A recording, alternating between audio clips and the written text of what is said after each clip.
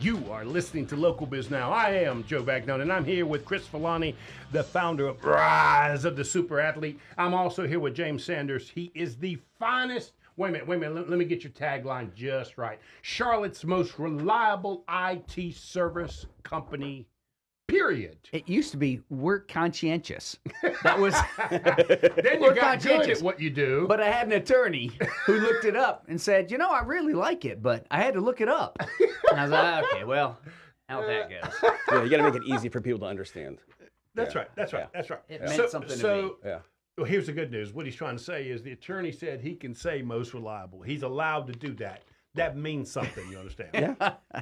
So, as I'm holding my cigar and cannot wait to I know. burn this stick, gentlemen, let's talk just a little bit before we have a little bit of fun here today about the subscription-based model of both of your companies, which is there is a monthly fee that clients pay for your services. That really is the future of business in general, right? It's this sort of monthly fee. And James, you want to talk about that? Because I'm used to doing that for IT probably since about 5-6 years ago.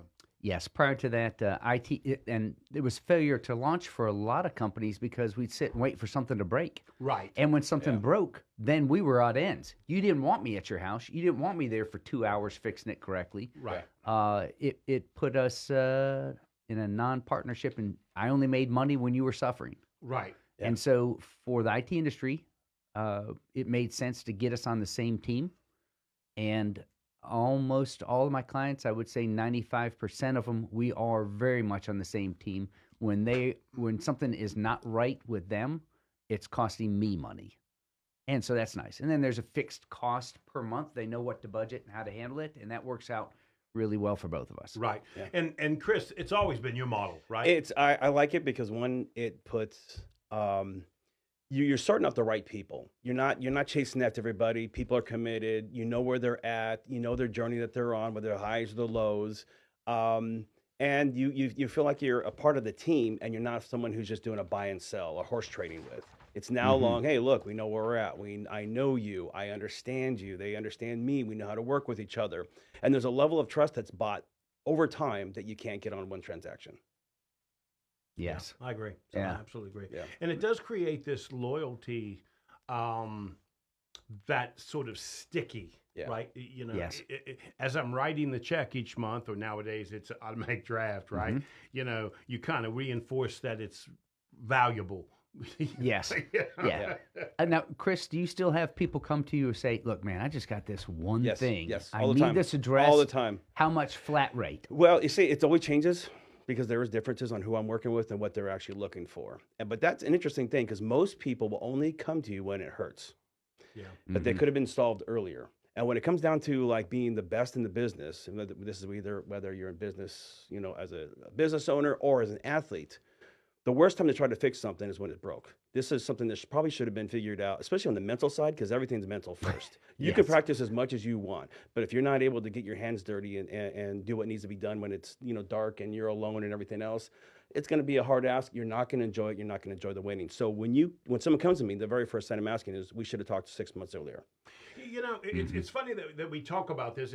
I know what happens in my industry. I didn't realize it was happening in the auto industry as well. But I get clients that call me and they say, I just need your help with this piece of the transaction. I did that to you. Right. I don't know if you remember or not. Well, the point is what they don't realize, I've got 37 years of experience that I'm handing you. That's really what you're paying for. Absolutely. And you're also paying to hear me, unfortunately, tell you what you may not want to hear. Right. And I tell clients all the time, listen, you're paying for my advice. You're not paying for me to tell you what you want to hear. Right. And so sometimes they have to hear no. Yeah. Sometimes they have to hear, that's not correct. Yep.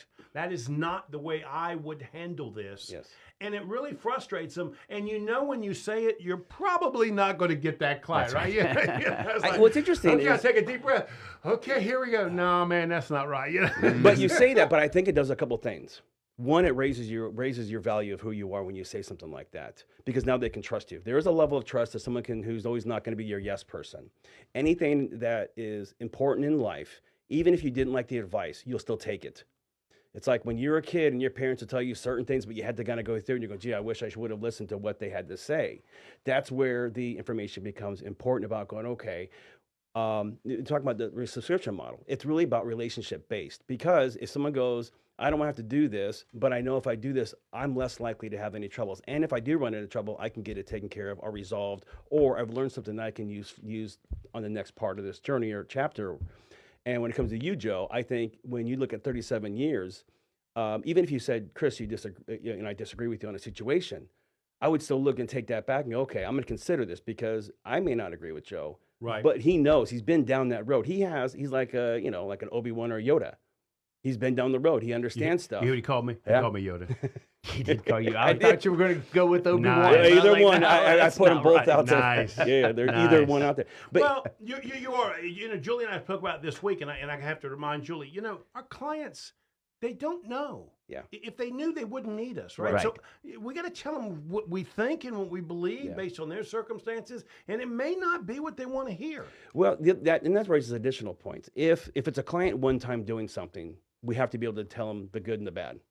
And that's just because even as a human, you want to be nice to people. You can't keep telling people something they think they always should want to hear and then have them run into trouble in the back end. It's like you take your car into a dealership and it's having trouble with the engine. You wouldn't have to say, everything's fine, don't worry about it, you're good, and have it break down where they're on a family trip on a Disneyland in the middle of nowhere. So being ethical, being a human, and being nice, and being someone who is that person who's willing to be not liked or not 100% where people are always appreciating it, is being able to say, look, this is what we have to do. This is what's happening. Here's what we can do to resolve it. Let's go ahead and make sure we take care of these changes, and allowing them to, of course, whether they want to, commit Right. to that or not. Yes. But there's what I call a big value there that we cannot miss. Everyone's always worried about when it comes to sales. I have to tell them the right thing. No, what you need to tell them is the things that they need to hear and to ask. And we all do this. You said, James, you came to me and wanted a Yes. piece of. Yes. I've done that to you. I've come to you and I Yes, said, right, now listen. right. So we do that because Right. we're trying. We're small business people. We're Yes. looking for just a How little bit. committed am I to the success of this? Right. And that's another thing too. Or then you find out where they committed with success. Like if I'm working with an athlete, I need to know if we're looking down a journey and they're going to say, hey, I'm committed to you for 3 months. I need to know, are you committed? Because if you're not committed, or this can be a one-time thing, it's not going to happen. Right. You need to be able to go all in on the day when it sucks and it's raining and it's cold and it hurts and your coach is yelling and the team hates you and you lost a big game. Are you willing to get back up the next day and do the disciplines and what it takes to move to the next step forward? Because if not, it's going to be a hard ask, not for you, but also for everyone else around there. Mm-hmm. And I think being ethical and part of being a human is kind of going, wait a second, here's what the journey is. This is what it's going to take to require to get there. As long as you have a big enough why and you can go to bed at night looking at yourself in the mirror going, hey, okay, I'm good even at my worst point in life. I can do this and I may have fallen back, but I can get back up and I can trust this person. We're good. And there are people, I look at my dad, relationship with my father and stuff. I love him to death, but I know there's conversations where I'm like, oh my God, I can't believe my dad. It's not so much now. Right. But I know when I was younger, I used to look at him like, my dad's dumb or stupid or whatever. Right. Now my dad, I look at my dad, I have conversations every week. Geez, Dad, you're actually more smarter than I thought. Right? He's a genius now. Every week I call my dad up, hey, Dad, can you tell me about this? Or what about this over here? And he has answers. That's like, wow. So, James, right about now, you should say, wow.